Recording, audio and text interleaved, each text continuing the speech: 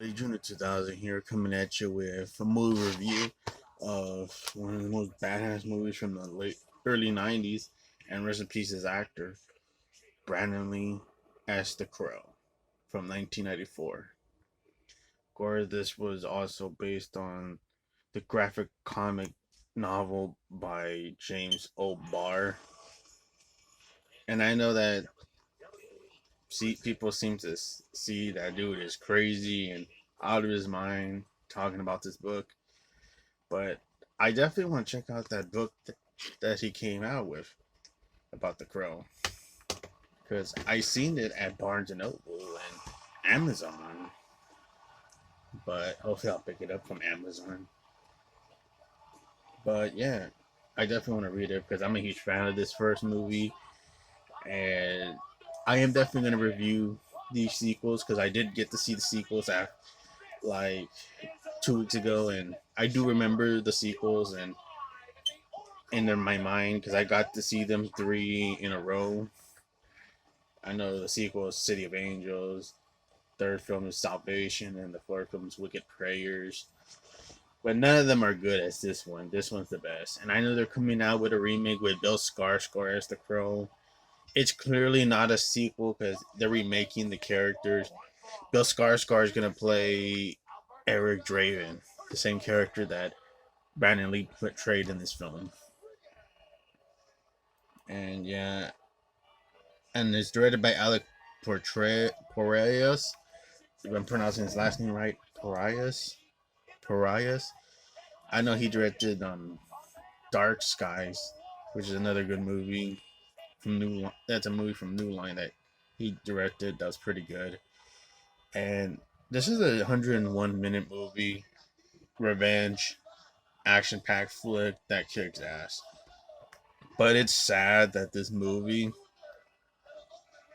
was the last film that Brandon Lee ever acted in, because this was the movie that he was gonna put him on the map. It was gonna be this movie, but sadly he died halfway in the movie. It was from a shitty accident of a gun prop, and the guy who was the one that held the gun and was the bullet that killed Brandon Lee on set of the movie. Michael Massey, who played Fun Boy, it really fucked him very bad and psychologically, that he wasn't the same after acting in movies after this, because he did act in a few other movies after this, like Tales from the Hood and other stuff. And he also guest appeared in TV shows, but because of this accident and his death that happened on Brandon Lee, it fucked him inside, like psychologically, like it messed him up. It scarred him for life. I feel bad for Michael Massey in this situation because I know they did this similar situation happened with Alec Baldwin in that set where he was making the movie and he was using a prop gun and accidentally killed the one of the cinematographer ladies that were involved in working the movie that they were making. But I feel bad for Michael Massey because Alec Baldwin in that situation, yeah, he was kind of innocent in that situation, but he kind of sounded like a prick, like he didn't give a shit at times, like about it. Where Michael Massey, he took this thing like this thing was really fucked up to him. Like what happened to Brandon Lee, like it really psychologically messed him up. Like he was like bummed out. He was so emotionally struck by this sudden accident of passing of Brandon Lee, and he was holding the gun that used a real bullet that killed Brandon. And even still to this, like it sucks that what happened to Michael Massey, and and I know he sadly passed away a few years ago. But all in all, it really struck that actor a lot and psychologically scarred him for life. And yeah, I felt bad for Michael Massey more than Alec Baldwin. But this movie is known to be one of Brandon Lee's last movies where he gets shot halfway in the movie and then he has to be replaced to film. They were either going to cancel the movie or they were going to just film the whole movie without him. but they would film the character Eric Draven, but they had to mold a face of Brandon Lee in a mask and put it on the stunt guy who's going to portray Eric Draven throughout the whole film. And they're going to ad lib some of the voice of Brandon Lee when he did in some test screens of acting as Eric Draven. So they amped it up together, and yeah, it really freaked out the filmmakers that it looked like Brandon Lee was alive because they had like this realistic looking mask where they put it on the stunt guy, and it looked like he was still alive, which was freaky. But they had to film the movie, they had to finish it, and they got it done. And he only Brandon Lee died halfway the film, but they filmed the whole thing with a stunt guy using Brandon Lee's face as a mask, glued on the guy's face, and ad-libbed some of the voice that Brandon Lee had voiced, and ad-libbed in some of the test screens. But yeah, it's sad what happened to Brandon Lee. And Brandon Lee is Bruce Lee's son. Bruce Lee is a badass martial artist, and he sadly passed away at a young age as well. But yeah, it's rest in peace, Brandon Lee and Bruce Lee. Because at the same time, they were making Bruce Lee the Dragon, the biopic of Bruce Lee.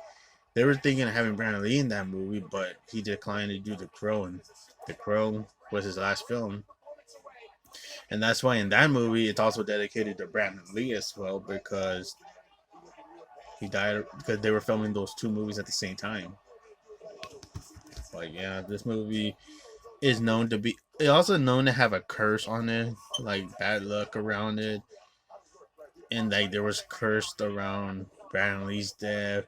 There was things that went in and out. Freak accidents happened on set of the movie. All that freaky stuff. Like, you know, like how the actresses is cursed, the poltergeist is cursed. Amityville horror movie, people thought that movie was a little cursed. Even The Wizard of Oz was cursed. Like, it's in those movies that are cursed films. But Cursed Films did a documentary about it, and it's a good documentary. And they interviewed Michael Berryman on that Cursed documentary. And he's not in this movie, but he was originally supposed to be in this movie. He was supposed to be Skull Cowboy, a character that's in the graphic novel. And they even had some work print footage where he was like in costume as the Skull Cowboy, and even acted as the Skull Cowboy with his voice being like a little grunty but old and stuff. But they cut his character out of the movie. But they even had behind the scenes footage of makeup on, I think it was only on the VHS copy of the after the VHS, you get features after it, or unless it's in the features, I never knew about it. But yeah, Michael Berryman was supposed to be in the movie, but they did interview him on that Curse documentary for the documentary on this one, The Crow, which was cool to see him being interviewed. I like Michael Berryman from Pills Advice and Weird Science and Devil's Rejects and Deadly Blessings. Good actor. But on, this movie stars Brandon Lee, Ernie Hudson, Michael Wincott, Michael Massey, David Patrick Kelly. I don't know about the guy who plays Tintin, but I remember seeing him in Hackers, in that movie Hackers. But the guy who plays Tintin, he was in that movie Hackers with Angelina Jolie. And the guy plays Skank, who's like the most funny ass character villain in the movie. He's like the most cartoony villain in the movie, where he's like jabbing, and saying a lot of random dumb shit. Like, hey, this guy, but he was painted. He was dead all living like a damn whore. I cheater, Jimmy ran, but he buzzed right to the fucking car. And he grabs his drink. Oh, tea for you, buddy. And then Michael Wincott's character, who's Top Dollar, the main villain in the movie, he's like, maybe we should videotape this and play it back in slow motion. But before that, you could tell Michael Wincott was kind of like breaking character, because he was supposed to be a character where he's supposed to be serious, but I think that's why you see him with his mouth like this, and you kind of see like a little smirk on his cheek. You could tell he's trying to like cover his little smile, like his laugh, because I bet he was trying to break character, like seeing how funny this guy who portrays Skank is over the top and funny. But yeah, that was a funny ass scene where Skank's like trying to reveal who this crow is, and he's like yabbing, just waving his arm and drinking, and it's just fire it up, fire it up. Yeah, just Skank is such a dumb ass character who's like a villain but funny at the same time. But he's such a jackass. And yeah, uh, Michael Massey plays Fun Boy. He's like another villain that's in the movie, and he's the guy that everybody sees that he's really the one that was responsible for Brandon Lee's death. But that guy was really psychologically scarred from that incident. But yeah, he played a pretty good scumbag character who's into drugs. And David Patrick Kelly, he plays another character that's one of the villains. And I like David Patrick Kelly. Of course, everybody knows him as uh, damn it, I forgot his character's name. Oh, um, Luther from the Warriors. He's like the rogue leader of that gang they call the Rogues. Warriors come out to play. Which he provides that iconic line of the Warriors. But yeah, he's seen in a lot of movies. He's seen in Commando. He's seen in a lot of Spike Lee movies. He's seen in other films. He was even in the first John Wick movie as one of the dead body cleaner guys that cleans the dead bodies. And John Wick calls him to get his boys and clean up the dead bodies that are in his house. He's in the first movie, and then he's also in other movies too. Deji Patrick Kelly. He's also in another Walter Hill film, 48 Hours. And what's weird is that he's playing a character named Luther, which that was his character name in The Warriors. But I like Deji Patrick Kelly. He has like this energy vibe of him being a really good villain character. But yeah, he's a good actor too. The guy that played Tintin, he's in Hackers. I don't know about the actor playing Skink. The only movie I seen it, the other movie I seen that actor in was the sequel, The Substitute, with with Treat Williams. But on the other actors, Ernie Hudson, who plays the good character cop, who's like the good cop of the movie that aligns himself with Eric Draven to find and shoot down with these bad guys at the end of the movie. And he's a good actor, Ernie Hudson, from The Substitute to Ghostbusters to The Hand That Rocks the Cradle and other movies too. That Ernie Hudson's a good actor, very underrated actor too. And Michael Wincott plays the main villain, Top Dollar. And Michael Wincott has like a unique, iconic, deep voice in a lot of his movies, especially when he plays like a villain character. He does it well. And I know he was in other movies too. I know he was in Metro with Eddie Murphy. He was in Alien Resurrection. He was recently like in that movie Nope with Jordan Peele. He was like the only best part of that movie. I didn't give a crap about that movie, but Michael Wincott was the best part of that Nope movie. But he plays a good villain too, as Top Dollar, like the main villain. The Eric Draven fights at the end. And Brandon Lee, who just came off with other movies like some kung fu movies with Bolo Young from Bloodsport as Chong Ling. He plays like the bad guy in a few of Brandon Lee's early movies, and Brandon Lee also starred in Showdown with Tokyo with Dolph Lundgren, which is a very badass, fast-paced, action-packed film.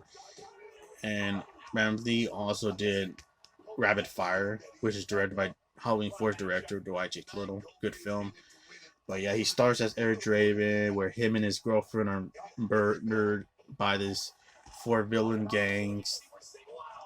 They rape and murder his girlfriend. They shoot him cold blooded out of the window. Then he's driven back by the crow vengeance of the raven of the crow, brings him out of grave, and he goes back to his house, sees all the pictures and memories about him and his girlfriend, and reliving of what him and his girlfriend were about to plan and get married, and then boom, breaks the mirror, has that badass Cure music at the background with that badass scene where he puts the makeup on, the crow makeup, painting his face, and putting his crow clothes on, and having the crow on his shoulder, and that badass Cure music. I love that scene. That is a well shot, badass scene. Out of all the revenge scenes, like in movies where they prepare, that scene always gets me fucking pulse pounding feel to it because that's such a iconic and badass scene from cinematic universe. And he goes and fights them one at a time, fighting the four villains. First, he fights Tintin, which is funny. It looks like Sting versus Booker T in a street fight. Kind of, if anybody knows about WCW, Tintin kind of resembles Booker T with the dreadlocks and the iconic fighting look of him, and the Crow, which is the inspiration of the Sting character in WCW, where he would go all ominous and dark. So it's like Booker T versus Sting in a WCW street fight match where they beat the shit out of each other, and then the Crow smacks Tintin in the face, and then Tintin kicks him in the crotch and tries to stab him, but boom, the Crow moves it, the knives out of the way, and grabs it, throws at Tintin, and stabs the shit out of him, and then he interrogates where his ring is at a pawn shop, interrogates the fat bastard, and boom, blows the place up. Then that dude is killed by Top Dollar with a sword, and then now the Crow, Eric Draven, is going after more of the villains. Goes after Fun Boy, who's getting high with with the little girl's mom, and then kills Fun Boy's stupid ass, and then takes the drugs out of the little girl's mom's arm. Morphine is bad for you. Your daughter's out there looking for you. And then lets her go, and then kills Fun Boy, and then goes after Skank and T-Bird. And T-Bird's the one that tells him to drive, and they drive to a secluded area and blows up the car and blows up T-Bird with the car. And Skank's the last one to fight, and Eric goes into Top Dollar's meeting where he has everybody there for a meeting with all the gangs there about Devil's Night. And then boom, you get this badass shootout where they're shooting bang, bang, bang, like John Woo motherfucking style, like John motherfucking Woo movie back in the 90s with Broken Arrow and Hard Boiled and shit. All those badass action movies. Bang, bang, bang. Headshot, gut shots, uppercut shots from the head. And then even getting the katana sword and slicing the fuck out of them, which is badass. Kill Bill style. And then kills and grabs Skank's stupid ass and throws him out of the window. Ain't a good day to be Skank, bad guy, huh, Skank? Ain't Skank. It's Skank right there. Skank's dead. That's right. Boom, throws his stupid ass out in top of a cop car, and boom, Skank's dead. He's the last motherfucker that's killed. And of course, he's gonna go back to his grave because he already killed those sons of bitches that kill him and his girlfriend. And of course, he has to save the little girl. Oh, what the? But I forgot the little girl's name, but he has to save her because she gets captured by Top Dollar, and I forgot his right hand man is played by Tony Todd, Candyman. But yeah, they have the little girl. Yes, Sarah, that's the character's name. Sarah's the little girl. They have her hostage, and Brandon Lee's Crow has to go and save her, and then boom, Top Dollar is shooting him a few times because he's now getting wounded because he already finished his deed by killing all the bad guys. So he's kind of getting wounded. But on and on, Ernie Hudson is there to help him out, shoot the motherfuckers. He even shoots Tony Todd and gets him down with out of the sniper. And then Top Dollar's incest sister gets thinks that she's gonna kill the crow because the crow has Brandon Lee's powers. But boom, the crow just pecks her eyes out and makes her fall down the stairs to her death. Very badass that the crow got some eye pecking action. But on and on, the Eric is going up to the roof and finds Top Dollar with holding Sarah and about to throw her off. But Top Dollar has a fight with Eric and bit punching kicks and sword stabs. But Eric says, "Fuck you. I'm giving you all the pain that you gave my girlfriend from ordering these pieces of shit to come and kill us." Because it's revealed that Top Dollar was the one that he was the one that had T-Bird and his gang to go and attack and put a hit on Eric Draven and his girlfriend. So he gave all the pain that his girlfriend was giving from all the beating, the rape beat that she got from all that feeling, that hurt thing.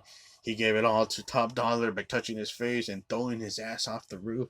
And Top Dollar gets stabbed by this gargoyle statue that pulls blood out of the gargoyle's mouth, where the spikes of it stab through his mouth and blood's coming out of the gargoyle's statue mouth, which is dripping. Pretty good practical effects. But on and on, Top Dollar gets his comeuppance, and yeah, and Eric is there to save Sarah, and they reunite with Ernie Hudson's cop character, and yeah, they're happy, and Eric reunited with his girlfriend after he took his vengeance of all the sons of bitches that took their lives, and they're reunited with a last kiss and resting in peace in the grave, and yeah, and this movie's tribute to Brandon Lee. And I really think this movie is such a badass film with great cinematography, great soundtrack, great writing, great directing, and great acting too. I like this movie. The only con that I would have to say in this movie, they kind of they shortened down the violence because it was MPA. They cut down the violence, and the Sarah character was okay. You didn't really need the Sarah character at all. Like I was already fine with Eric Draven and him wanting revenge on his girlfriend for those sons of bitches that took him and his girlfriend's life. I would have just preferred that and just had Ernie Hudson as the third character as like the person to talk to. But she didn't annoy me or anything. But it just, yeah, it could have just been better with Ernie Hudson instead of the little girl. But all in all, that's the only cons I had with the movie. But I still think this movie is the badass one in the series, and it's still the best Crow movie. And I don't know how the remake will come out. I didn't like the trailer. I thought the trailer looked like shit to me, but just not gonna judge it from the trailer. I'm gonna see how the movie is. It might be good. Who knows? It might be shit, but we'll wait till that movie comes out.